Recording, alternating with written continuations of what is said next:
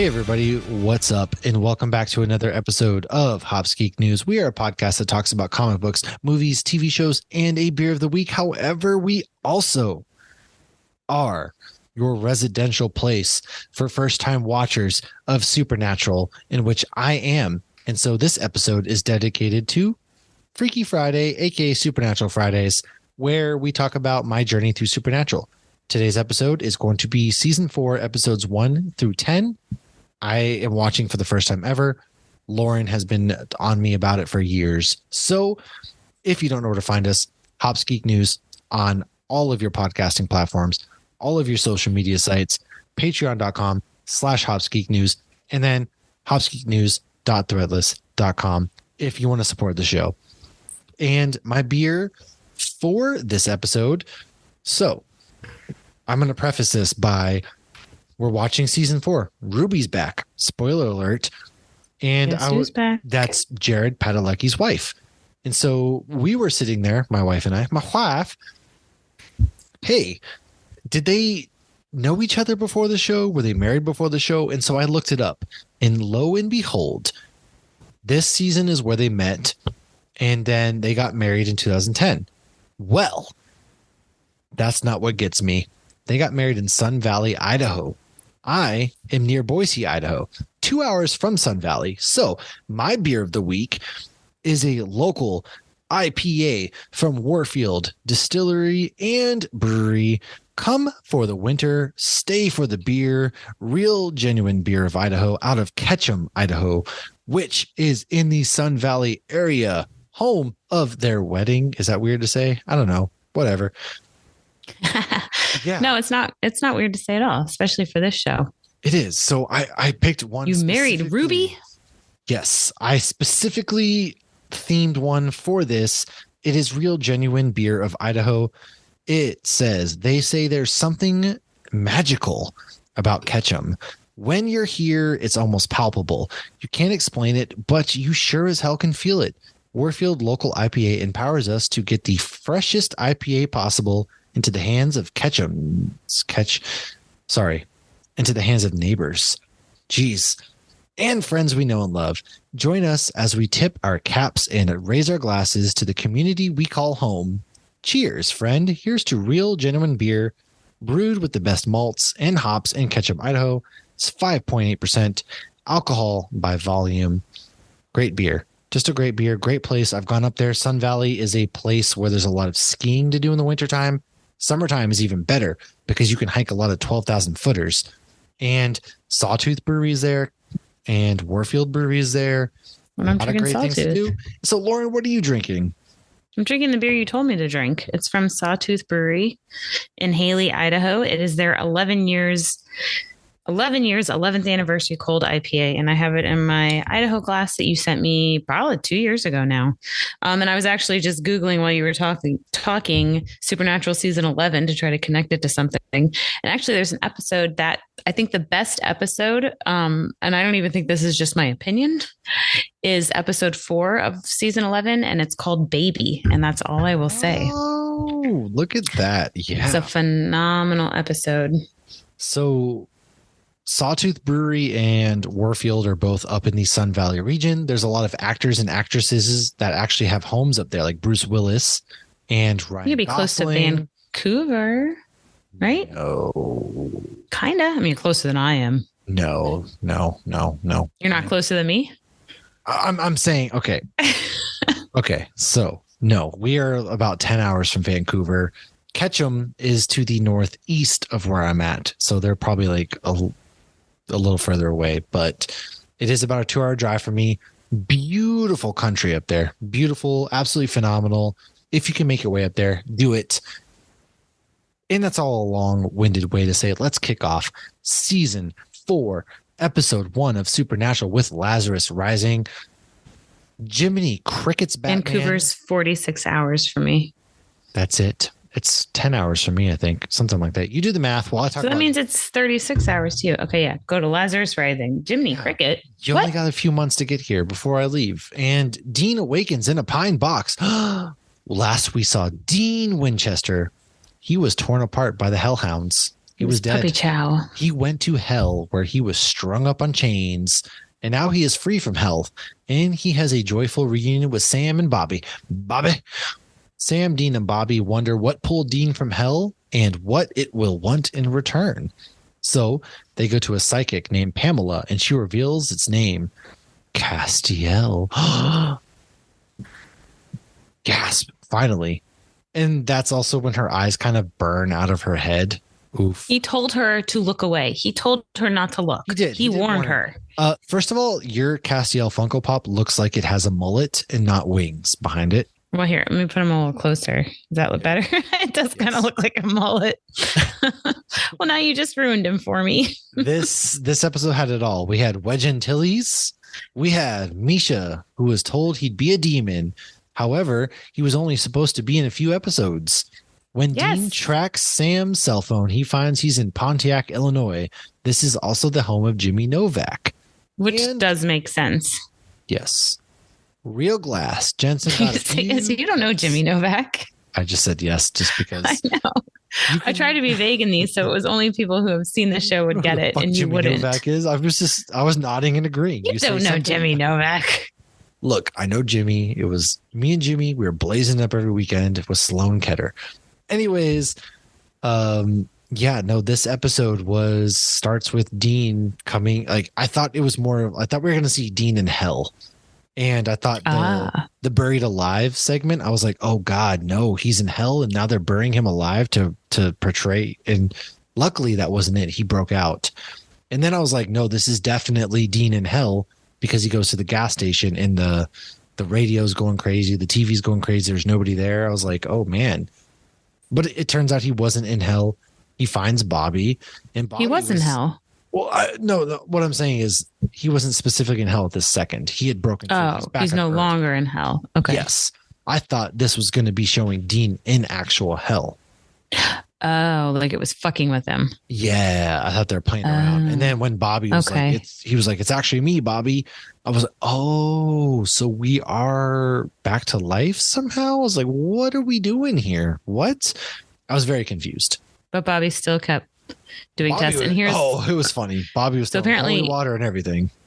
Water apparently doesn't show up on camera that well. So when they do the holy water in the face, there's lube mixed in with the water. Look, it just primed Jensen to get ready for the boys. Yes. There you go. Yeah. This episode though was cool because then after Bobby was like, oh, it is you, Dean, which is, I guess it's not that weird because Bobby's going to be in the one spot. Sam hasn't been able to been found by Bobby for months, and they finally find Sam, and he's with some girl. And I like how everybody's first reaction is to beat the shit out of Dean. Very viable reaction. Very, very, very good reaction because he's supposed to be in hell. Mm-hmm. You fight demons. But how funny is Ruby? Ruby's back. Yeah, Ruby is back. But I feel like that scene is so underrated because you don't fully get the extent of that scene until you go back and watch it. Because, she makes a joke, oh, are you guys together? Like, okay, fine. But then when she leaves and Sam uses a fake name and she says, no, that's not my name. Ruby? Yeah, she's fucking with him. Oh, I didn't. Okay. All right. Isn't that funny? I thought that was Ruby who left, but then I was like, no, that doesn't look like her in different episodes. That was Ruby? Yeah. Oh, wow. What? Well, she just doesn't have like the leather jacket. They make her look a little bit more innocent looking. But when she says, I don't remember the fake name she used or the one he used. And, but the fact that he used a fake name and then she made it seem like he forgot her name, she was 100% fucking with him. I did not know that was Ruby. How did I miss that?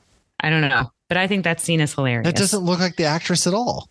And like she knew who Dean was too, and she pretended like she didn't. So like kudos to that scene. I personally think that is the most underrated scene, not episode, scene in all of Supernatural. That's crazy. My mind is blown right now. So take that for what it was. Huh. Wow. Huh. I have nothing else to add to this conversation. My entire thought process of this episode was taken astray, I guess. But Well, you learned later they were sleeping together. Well, we'll get there. But yeah, but that's why she just had her panties on. Castiel is introduced. And Matt will never be the same. No, all right. First of all, my boy Castiel needs some chapstick.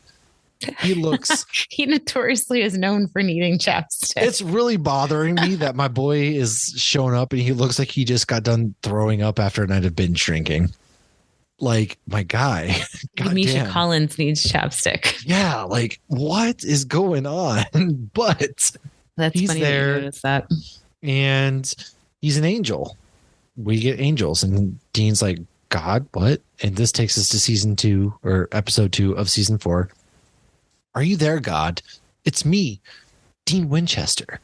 He's not going through puberty. No. The spirits of Meg and Agent Henriksen appear and accuse Sam and Dean of failing them. The brothers must save Bobby, who is too crippled with guilt to fight off the ghost of young children he couldn't save. You also look like the Shining Twins. Yes. You also forgot my boy from the Doctor Who Ronald episode. Yes, Ronald shows up. And this episode is okay. I was like, oh, Meg Masters is back. She looks a lot better than she did when we saw her last. That's because she didn't have that whore haircut. Okay. Okay. Let's talk about this. The demon took my body and dressed me like a whore. I thought she looked cute. What about that outfit screamed whore? I don't know. The pixie cut? I have no clue. Somebody explain it to me because... Well, I think it's not actually them. I don't think Henriksen would have come back with a vengeance. I don't, Oh yeah, it was great seeing Henriksen again and Ronald, but yeah, Meg, Demon Meg. What about that outfit? But it was kind of dark that her sister killed herself. Yeah, but I think it was also these ghosts were marked, and I don't think they were necessarily themselves. This might be our best Supernatural review yet because I'm definitely drunk. And so you're probably gonna completely get a lot of cool sober. Stuff. How? Anyways. These are the jokes, kid. Yeah, no, I'm stuck on the whore. Yeah, whore. And it just doesn't make sense. But this also, when Bobby's doing his spell and he's inside the salt. Well, okay, never mind. I answered my own question. Meg breaks through the salt. The salt doesn't stop them. With the wind. Yeah. So that all makes sense. Okay. What did we get in this episode that is a fun fact? There weren't too many fun facts. The Shining Twins, and then the title, Are You There, God? It's Me, Margaret. I think it was a Judy Blume book about girls going through their puberty and getting their periods.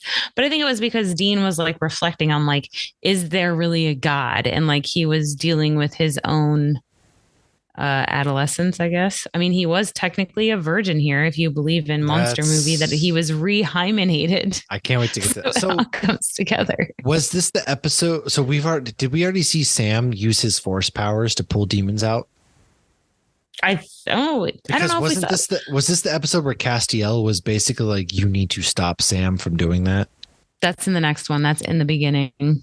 Okay, well, let's go in the beginning. Castiel sends Dean back in time to 1973. We're going back in time. Where this episode was kind of fucked up, but he encounters younger versions of his parents and for the first time meets his grandfather, Samuel Campbell. Who is a dick, but also holds a secret that sheds a light on the Winchester family's connection to the hunter community. Okay, I'm going to pause right here. Samuel Campbell. So you saw him. I did. Right? Does he look anything like Tom Welling? No. Oh. Because Tom Welling is playing him in the Winchesters around the same time. The same time? Like this isn't... Like 2 years. I believe this was 73. Yeah, 1973. And I want to say the Winchesters is 71.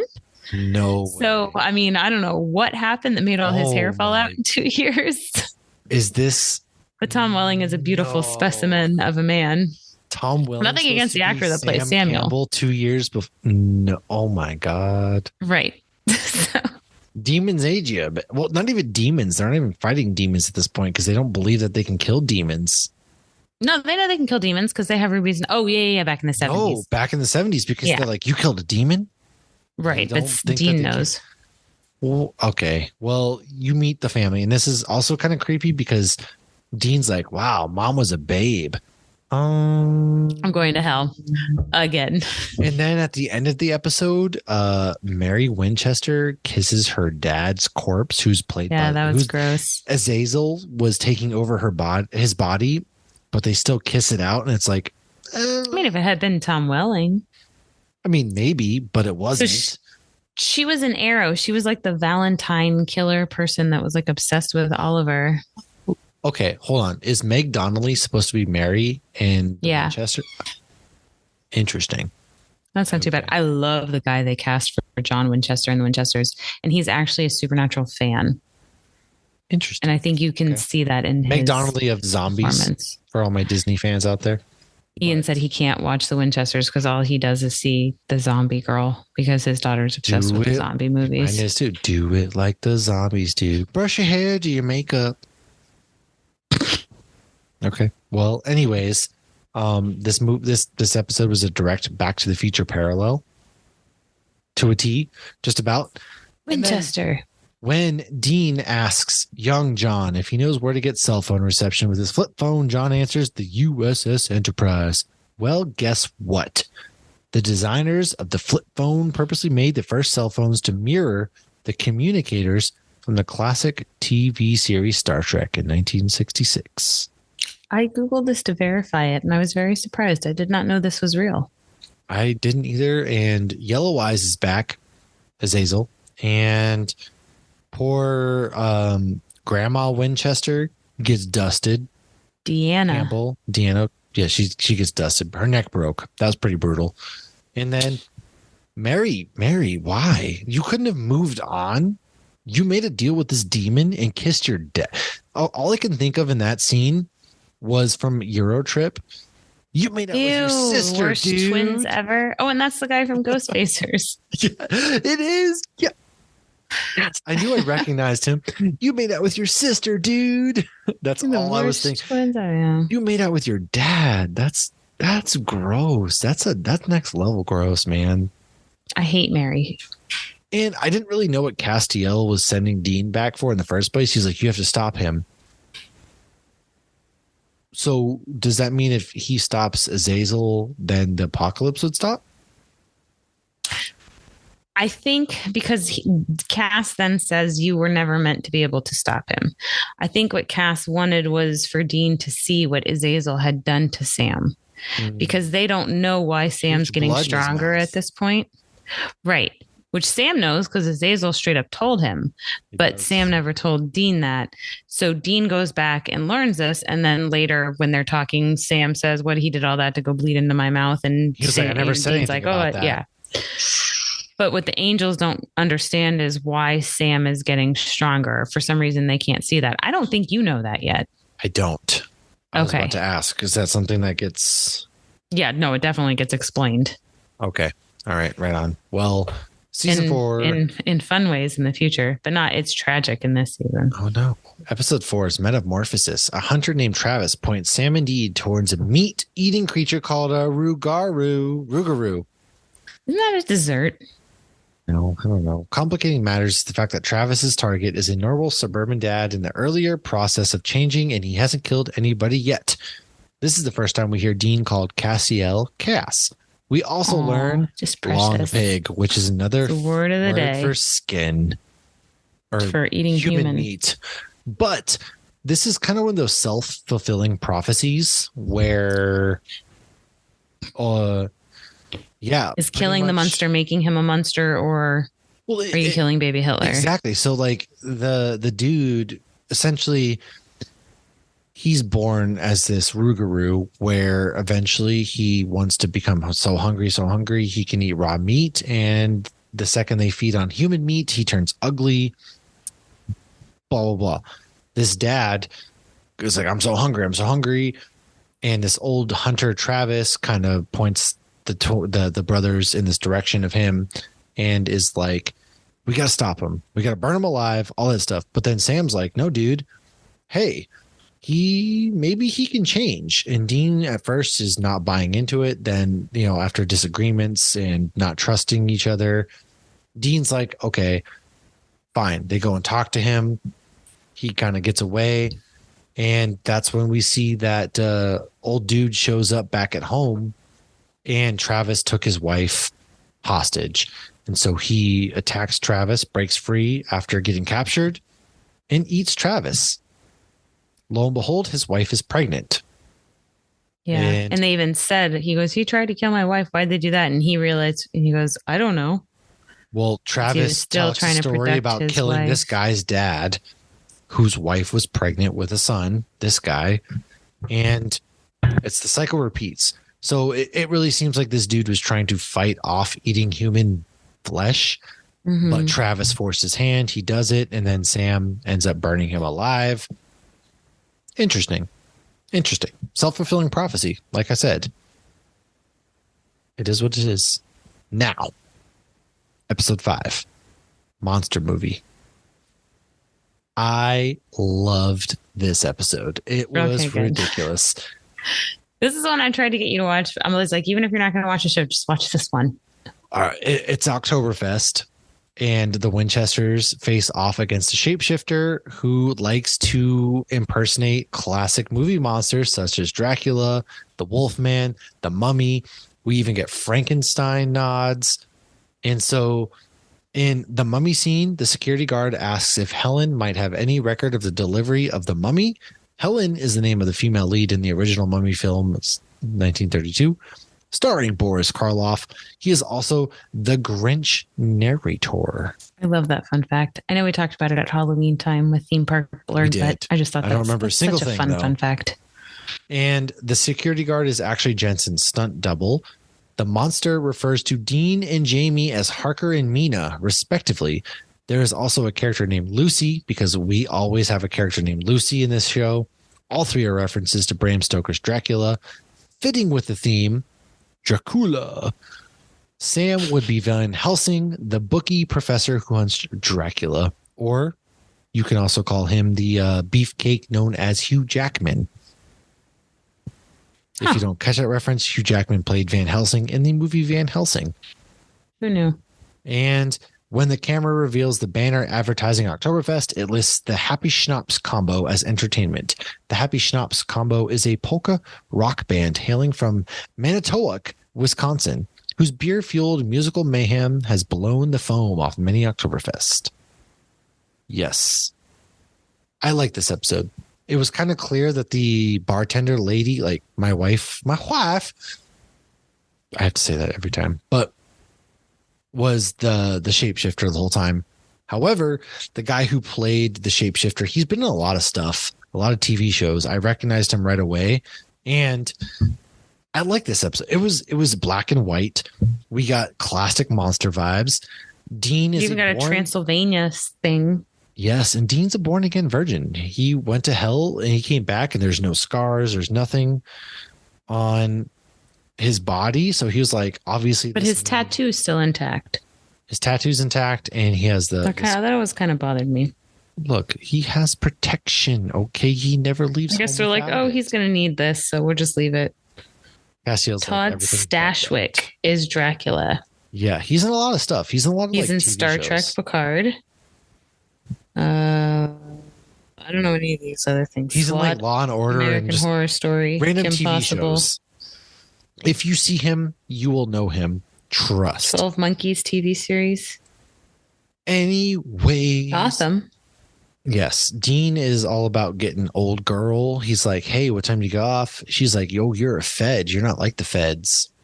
And he's finally hooking up with old girl in the bar, and that's when the shapeshifter takes him hostage. He gets put up in the Frankenstein vibe, garb, and this is I love this episode. It's black and white again, and it's playing on old horror movies. I love this shit. I love old horror movies. Sign me He's like, up. Is there garlic on the pizza? That's right. When the pizza guy goes, he's like, I have a coupon. That was good. I like this episode. So what I like about the season so far is that we get a mix of serious episodes, and then we have like that palate cleanser, such as this episode where it's okay, not so serious. Before we go into episode 6, which is Yellow Fever, Dean. This episode's not very serious though. I was gonna say it says serious parts. Dean gets his ghost sickness, and he becomes their biggest clue. This is also like the funniest scene ever. The scene where Dean screams. That was scary. Oh my gosh. Anyways, Jared Padalecki was the reason for the clip at the end of the episode where Jensen lip syncs in air guitars Eye of the Tiger. He decided to miss his cue of tapping on the car for Ackles to begin his act. To see what Jensen would do, cameras were often left rolling for their gag reels, so they just continued to film. Basically what happens is Dean gets ghost sickness. He becomes paranoid. He becomes very scared, and it's targeting basically douchebags. And it's which is kind of mean.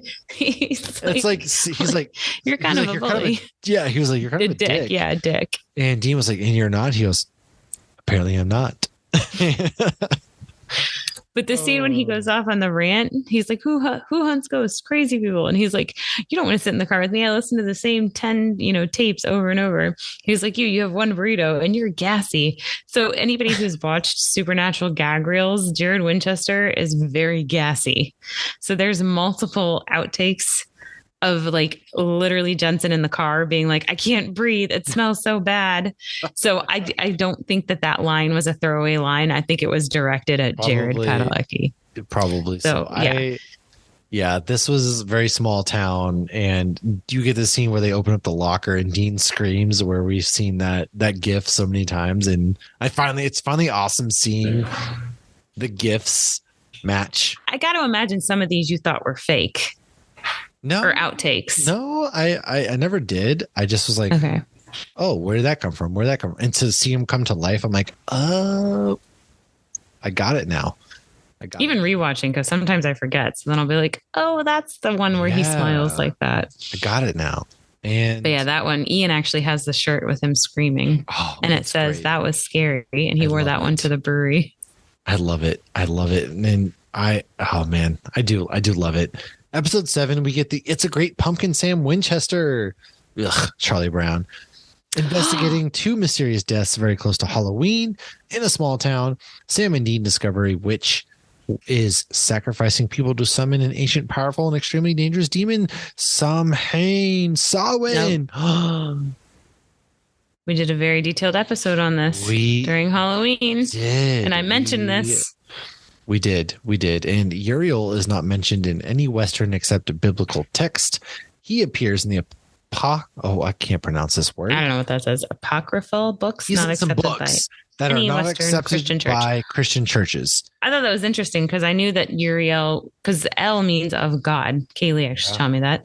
So I knew Uriel was not made up for the show, but I didn't realize like he wasn't in like the typical Uriel, Bible. Man, Uriel gives like very snitch vibes. Like he's a traitor. Oh, and he calls them like mud monkeys. Oh, it's so cute when monkeys wear clothes. Yeah, he's not a Uriel's a traitor, dude. He's a wicked traitor. I fucking know it.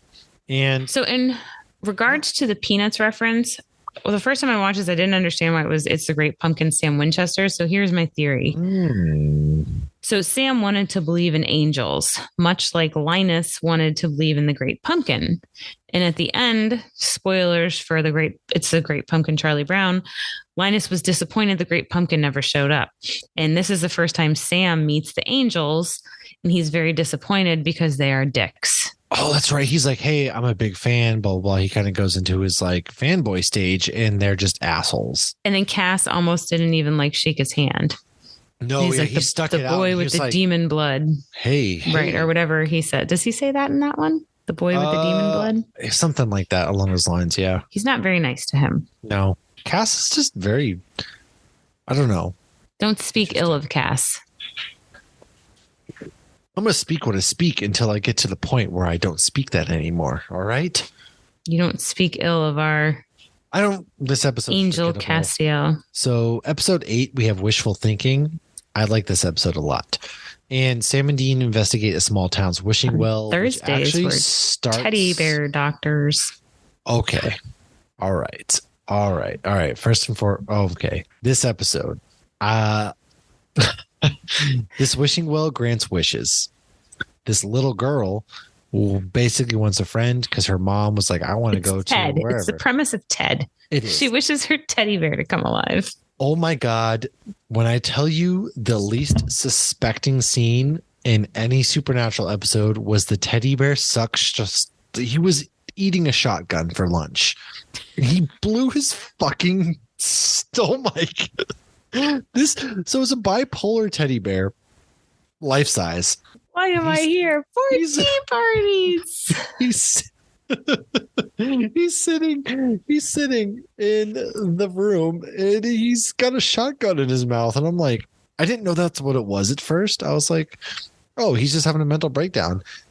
And then he pulls the trigger and you see the stuffing fly out. I was like, oh my God. Oh my God. Supernatural crosses lines you didn't know needed to be crossed. Holy shit. They had a stuffed animal. And then at the end of the episode, the stuffed animal shrunk back to normal size with a hole in the back of its head taped up. I was like, bro, what did I just watch? Magic. You watched. Meanwhile, this old dude there, Sam Raimi's brother. He wasn't that old. He actually looked pretty young. Yes, but Sam Raimi's brother is the one that's dating Hope. Yes, and he tricks her. Also, we're not going to kneel before Todd. Was that kneel before Zod? Okay, no, that little kid killed his family. Killed his mother. Yeah, when you told me that, I was like, what? I thought in the episode.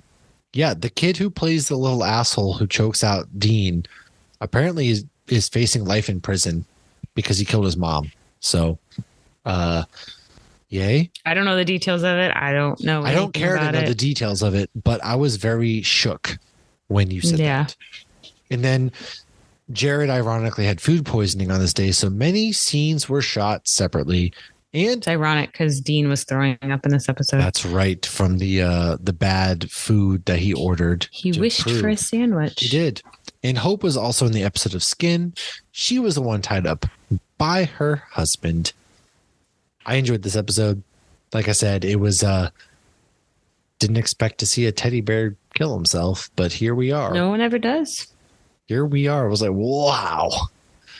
But yeah, the guy that was dating Hope, that's Sam Raimi's brother. And I feel like that had to have been why they tried to do a nod to Spider-Man, because this came out around the time that the Sam Raimi Spider-Man movies were popular. Oh, that's right. Spider-Man 3 was coming out about this time. Yeah. Oh, geez. Or I think Amazing Spider. We're on to the Amazing Spider-Man. 2009. I guess 2001 was the first Spider-Man. 2002 was the second. Yeah, I guess we probably were on to Andrew Garfield. We were on to Andrew Garfield. Crazy. Wasn't Andrew Garfield 2012? I don't know. Anyways, season 4, episode 9. I know what you did last summer. Sam, Dean, and Ruby discover the existence of a female prophet named Anna Milton who can hear the voices of angels and thus figures into the plans of a demon named Alistair, who wants to use her as a tool against the angels. We then learn she's a fallen angel. Meanwhile, we also learn how Sam likes it naughty. I mean, that's how Ruby seduced him. Do you not want it because it's wrong? It's bad. And next thing you know, they're married with 3 kids. So that's how it starts. Anna's hospital ward is Ward 42. In the Hitchhiker's Guide to the Galaxy, the number 42 is the answer to the ultimate question of life, the universe, and everything. Yeah. Interesting episode. We see that Sam got saved by Ruby, and he's been smushing that booty for a bit now. Yeah, we all knew that, Sam. The sexual tension wasn't hidden whatsoever. On screen or off. Yeah. On or off screen. That's what led me to look up, hey, were they married or knew each other beforehand? No, they just were. No, they met on set. Yeah. Some shit was. It was so Sam fell for a demon named Ruby while Jared fell for an angel named Genevieve. That's what I think he said. Oh, that's her real name in real life. Yeah, you're right. Yeah. I was like, what? What are you talking about? Okay. That's gross. Ugh. So the moral of the story is that women are the devil. All right. Well, no, Lucifer's the devil. Women are satanic. All right. Again, that would be Lucifer. Women are evil. They are demons. Some of them, yes. There we go. And that goes into episode 10, where I leave us off. I watched episode 10, haven't seen past that. Heaven and hell, I'll kill her gentle. The angels want Anna dead, so Sam and Dean go on the run with the frightened girl, determined to discover the secret that has set the furies of heaven upon her. So they get Godzilla and Mothra in the room, and Anna gets her grace back. So, I say so a lot. Ugh. In pagan and early Christian cultures, oak was highly sacred, associated with strength, power, and divinity. It was used to crown kings as a symbol of their connection and closeness to the divine. So having Anna's grace results in a miracle oak just made sense. And Jensen got so emotional in the ending scene, he had to walk away when cut was yelled because he couldn't stop crying. He knew he'd have to do a second take. What we see is merely from the first take, however. That's interesting. Why did he get so emotional? Well, once he started like telling Sam and being honest about hell and what he did in hell, and how he survived for so long, yeah. I mean, like, okay, that was. So I guess once you commit to a scene and open up the gates, I guess it's hard to close the gates. Yeah, he went on about how he was basically tortured for 30 years straight, and finally, after 30 years, it was 4 months in our time, but 30 to 40 years. 40 years. And after 30 years, he was like, all right, I've had enough. I'm going to go do the torturing now. And that, but John was there for 100 years and never caved. Damn. I didn't pick that connection up. Damn. Maybe I just spoiled something. Yeah, I would say you did. Dang. Bad. That's crazy. All right. Well, that sex scene between Dean and Anna was so fucking awkward. That was the least sexiest sex scene music of all time. Because she's not the one for him. Okay, but still, like the fact that was the music they chose. That was. I didn't remember what music it was, and when you texted me that, I did go back and watch, and I was like, oh. It is like they're trying to push the moment too hard. No nobody's pun intended. Getting turned on to that song.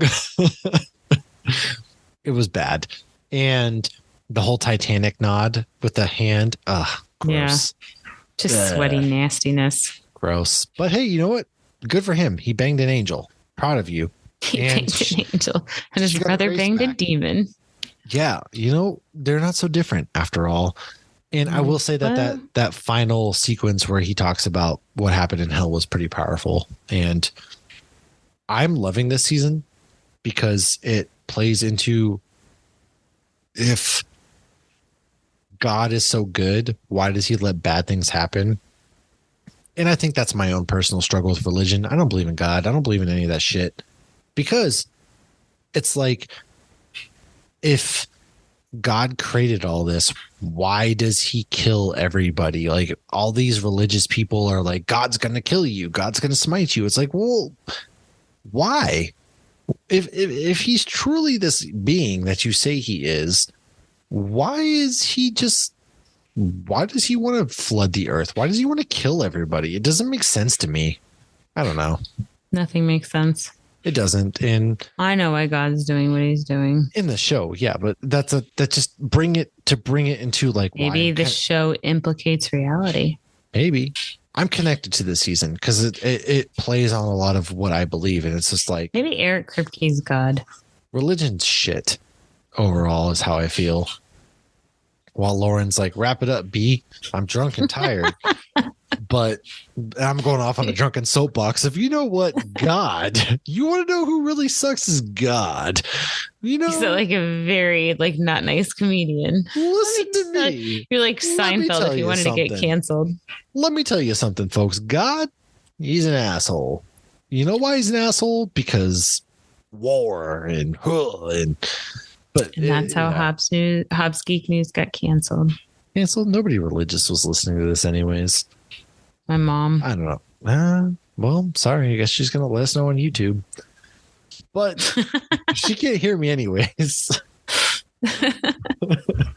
I don't know. I don't get it. I don't get it. I don't get why I can't, because I'm going to start getting deep, like I said. So we'll cut it off here for now. You know who got deep in this episode? Did he? Or maybe he ran out of dick. I don't know. She was like, "Find my grace," and he's like, "I'm all out." Oh. Oh. Anyways, I hope you enjoyed this episode. We will be back soon talking about Ant-Man and the Wasp: Quantumania. Every Friday is our Freaky Friday. I'm dubbing it Freaky Friday because Dean was getting freaky, Sam was getting freaky. We all getting freaky. A lot of freakiness, and also Supernatural Fridays. So thanks for hanging out with us. If there's anything we missed, anything you want to add, please let us know. Share with a friend, help us grow, all of that good stuff. Thank you for hanging out, and we will see you in just a couple of days. Cheers, my friend.